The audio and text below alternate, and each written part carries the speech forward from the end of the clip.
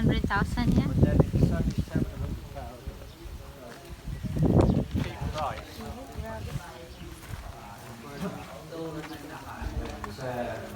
This one, is this the way it's going to be finished? No, like this na There's apron. no finish. This is the apron. This is the actual. Pag nakatira na po siya dito. So no tile, no finish on the walls, no ceiling.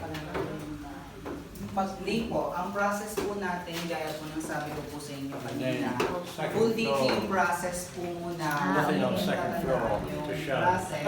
Yeah. Then after po nun, pag na-approve po, tsaka po itatayo yung bahay. Ganyan po siya. So in short po, 2 beses po tayo nagpapa-approve kay financing.